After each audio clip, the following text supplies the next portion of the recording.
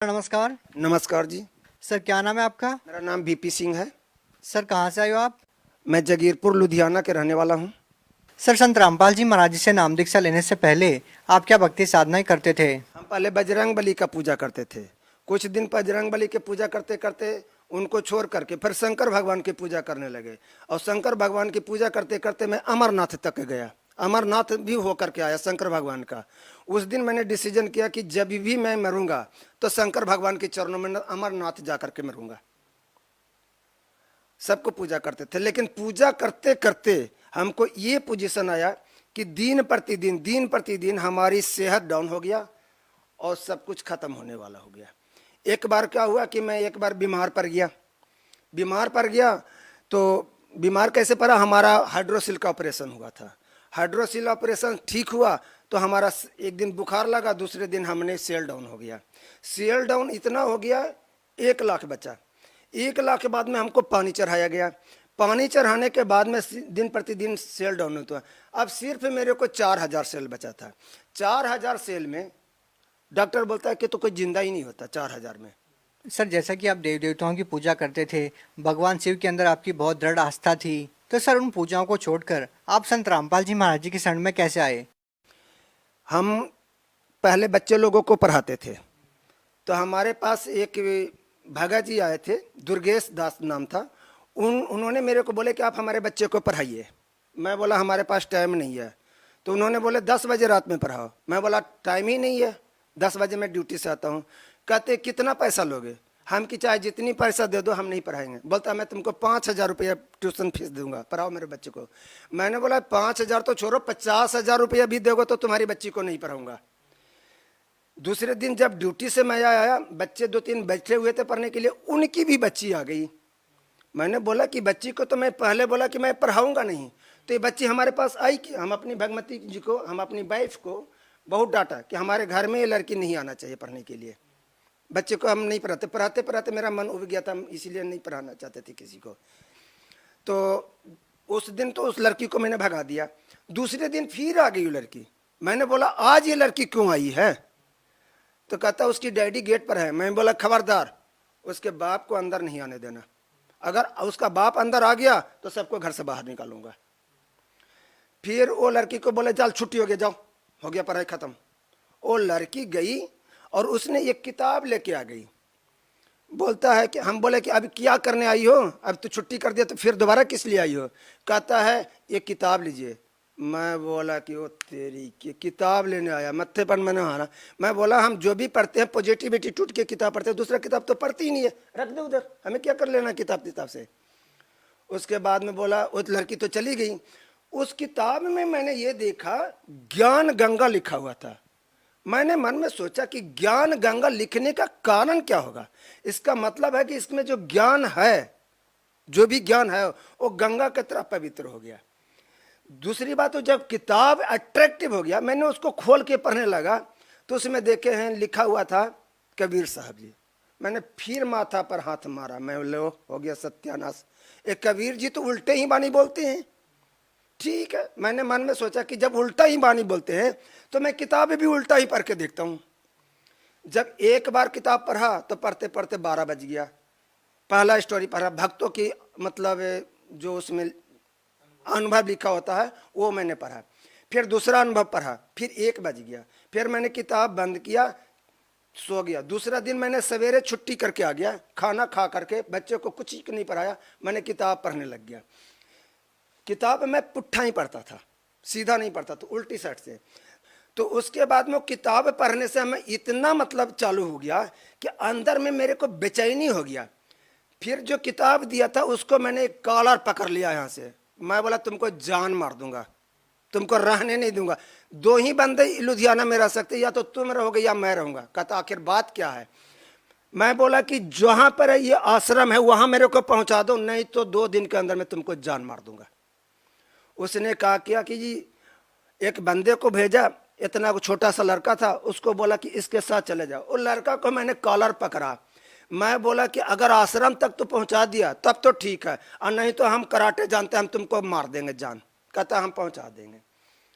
जब वहां पर गए, वहां की रौनक देखे सतलोक आश्रम बारबाला में, आज तक तो ऐसा रौनक मैं अपने कहीं पर जिंदगी में देखा ही नहीं। वहाँ का जो मान सम्मान इज्जत, खाने पीने का ढंग, उठने बैठने का ढंग, रहने का ढंग, आज तक मैंने अपना घर में देखा, ना ससुराल में देखा, कहीं नहीं देखा। वहाँ से मैंने नाम दाम लेकर के मैं वापस आ गया। जब वापस आ गया, हमारे साथ एक लड़का भी गया था, छोटा लड़का था, वो लड़का भी साथ में आ गया। वो लड़का बोले लगा वहाँ पर हलवा भी खाने को मिलता है, पूरी भी खाने को मिलता है, चावल खाने को मिलता है, खीर खाने को मिलता है। उतनी 10 दिन के अंदर में हमारा बच्चा ने ऐसी मोटिवेशन हमारी बात में हुआ, हमारे पूरे परिवार जा करके वहाँ पर नाम दाम ले लिए। सर आपने संत रामपाल जी महाराज जी से नाम दीक्षा कब ली? 12/6/2014 में मैंने नाम दाम लिया। सर हम आपसे जानना चाहते हैं कि आप संत रामपाल जी महाराज जी के किन बातों से प्रभावित हुए? क्या संत रामपाल जी महाराज जी के ज्ञान से प्रभावित हुए या उनके आश्रम में दी जाने वाली सुविधाओं से?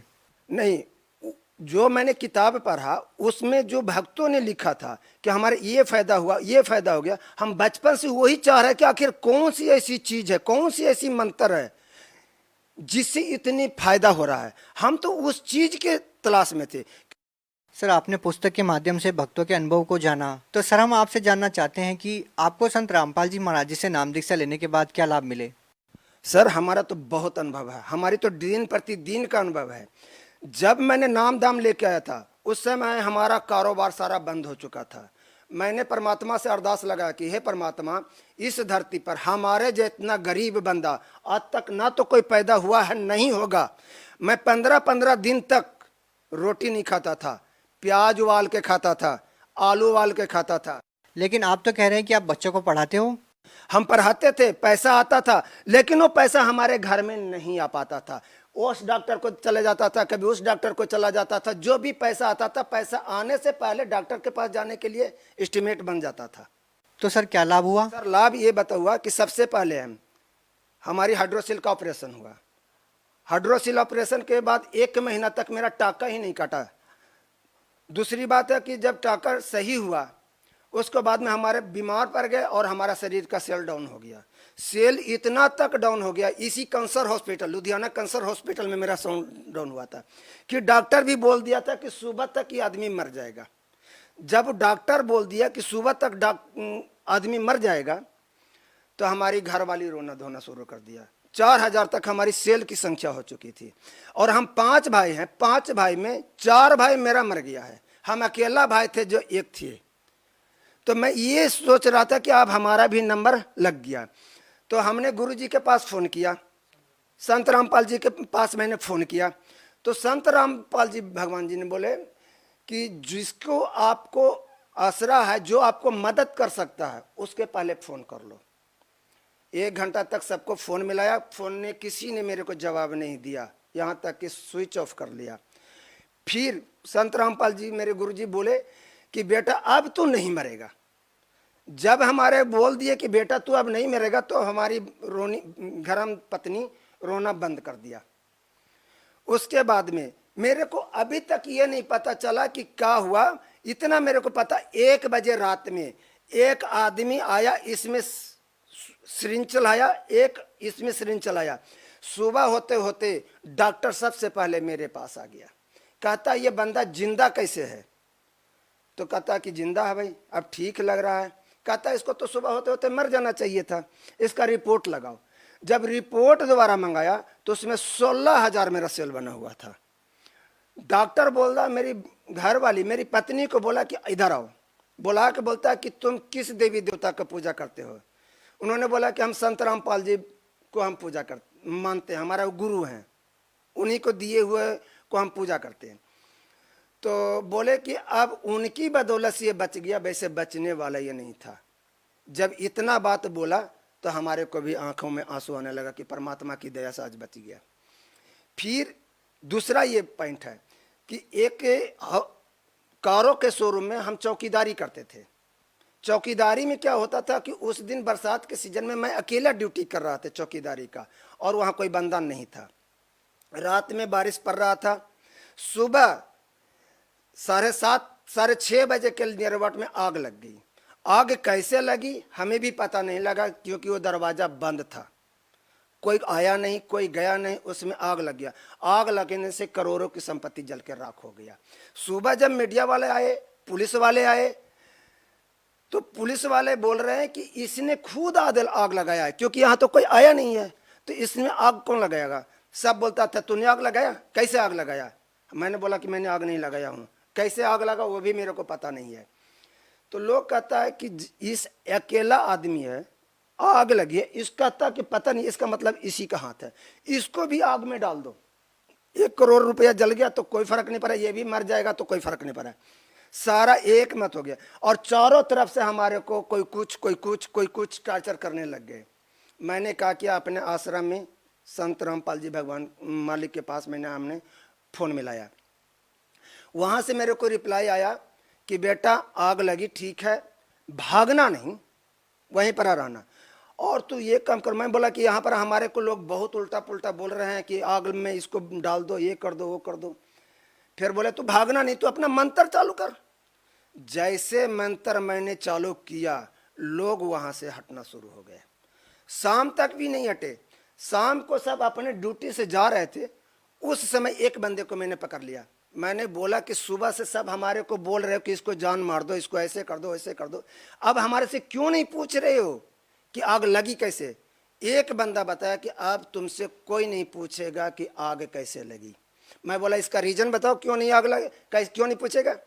कहता है कि सारा 12-14 कमरे थे और सारा बंद थे, अब ये नहीं पता कि जिसमें आग लगी थी वो कैमरा चालू कैसे हुआ। उस कैमरे ने बता दिया कि बारिश के वजह से पानी टप टप टप टप गिर रहा था और उसके कारण शॉर्ट सर्किट हुआ और शॉर्ट सर्किट से आग लग गया और उसके कारण जल गया। उसको बाद में फिर दोबारा मेरे से कोई नहीं पूछा। तीसरा लाभ, हमारी पत्नी को सीने में दर्द होता था, उसने अल्ट्रासाउंड कराया तो बोलता है कि पित्ते में पथरी है। मैंने बोला पित्ते में पथरी है तो ठीक है, हमारे अगल बगल वाले बंदे 3-4 बंदे को भी पित्ते की पथरी उसी डॉक्टर ने बताया था और सबको ऑपरेशन हो गया। तो हमने बोला कि नहीं, हम संत रामपाल जी को मानते हैं और हमारा गुरु है, जो कहेंगे वही करेंगे। हमने फ़ोन लगा के बोला कि हे मालिक, ना तो हमारे पास पैसा है और ना मैं इनकी ट्रीटमेंट करा सकता हूँ, ये बच्चा आपका है, आप जाने, हमारा तो काम सिर्फ भक्ति करना है। मैंने अपनी पत्नी को बोला 2 दिन को टाइम दो, 2 दिन के बाद में अगर हमारा जो रिजल्ट आ जाएगा, गुरुजी जैसे बोलेंगे वैसे काम करेंगे। गुरुजी को फ़ोन किए, गुरुजी ने हमारे को रिप्लाई में बोले कि बेटा जिस डॉक्टर के पास तूने बोला था कि पित्ते में पथरी है, तुम उसी के पास जाकर के दोबारा चेक करा लो। दूसरे दिन जब 2 दिन के बाद जब मैंने चेक कराने गया तो हम साथ में गए थे, जब हमारे सामने चेक किया तो पथरी था ही नहीं। ये चमत्कार है हमारे साथ।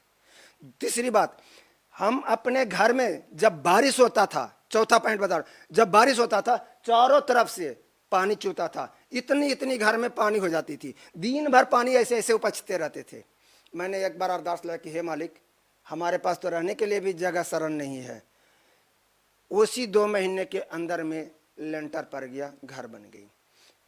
दूसरी बात है, जब गर्मी का मौसम आता था, किसी दूसरे के घर से हम बर्फ मांगते थे। एक दिन मेरा लड़की मांगने गया कि भाई हमारा पानी पीने का मन था, थोड़ा सा बर्फ दे दो। उस लड़का ने बात क्या कहा, आज लाइट था, ऐसे बोला। उसके थोड़े दिन के बाद में मैंने अपने घर में एक फ्रिज लेके आ गया। फिर गुरुजी का सत्संग आता था साधना चैनल पर, संत रामपाल जी का सत्संग आता था साधना चैनल पर। हमको सत्संग के बिना हमको बेचैनी हो जाता था। जब हम किसी को घर में जाते थे देखने के लिए टाइम से, तो बोलता था हमारा तो सीरियल नुकसान हो जाएगा, हमारा सीरियल नुकसान होगा।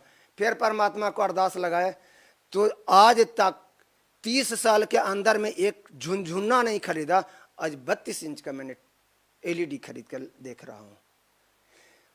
चौथी बात है, जब मैं थोड़ा जो भी पैसा हम कमाते थे, हमारी बच्चे का, एक छोटा बच्चा है 10 साल का, उसको बचपन से ही सारा शरीर जो है हाथी के चमड़ा जैसा था। हमारे घर में हमारे बच्चे, दूसरे बच्चे बोलते थे हाथी का चमड़ा आ गया, हाथी का चमड़ा आ गया। उसका शरीर ऐसे फट जाता था, सारा शरीर। तो हमने बोला बच्चे को कि बेटा आश्रम में तो जाएंगे, गुरुजी ने आशीर्वाद दे रहे थे। लड़का ने बोला कि गुरुजी हमारा शरीर देख लो। गुरुजी ने सारा शरीर देखे जबकि हमारा लड़का का बीमारी बचपन से ही था, 3 साल का ही से था। और नमोनिया, वो डॉक्टर भी बोला था कि इसका नमोनिया नहीं जाएगा, इसका बीमारी नहीं जाएगा। पीएमसीएच पटना बिहार का सबसे टॉप हॉस्पिटल है, पीएमसीएच का डॉक्टर उसका इलाज नहीं किया। लुधियाना का दिरेसी का हॉस्पिटल, उससे भी सही नहीं हुआ। बड़े बड़े डॉक्टर से मैंने दिखाया, नहीं हुआ। तो गुरुजी ने एक ही बात बोले कि बेटा जाओ, भक्ति करो, परमात्मा दया करेंगे। आप यकीन माने 20 दिन के अंदर में हमारा लड़के का शरीर सही हो गया, बिना दवाई का। ये हमारा फायदा हुआ है। और आज परमात्मा की दया, गुरु जी के, संत रामपाल जी की दया से घर में सुख और शांति है। सर, आप भगत समाज को क्या संदेश देना चाहते हैं? भगत समाज को हम तो प्रार्थना करना चाहते हैं कि जिस तरीका से जिस भी भगत भाई को कोई भी बीमारी है, हमारे गुरु जी कहते हैं कि कैंसर होवे चाहे कैंसर का बाप होवे, भक्ति करो, कैंसर का बाप भी भाग जाएगा। कोई भी बीमारी है, आज तो लाखों प्रमाण मंगला, जितनी शुगर की बीमारी आज तक कोई भी डॉक्टर सही नहीं कर पा सकता है। संत रामपाल जी के आशीर्वाद से, मंत्र से ही सारा रोग भाग जाता है। जी धन्यवाद। सत्य।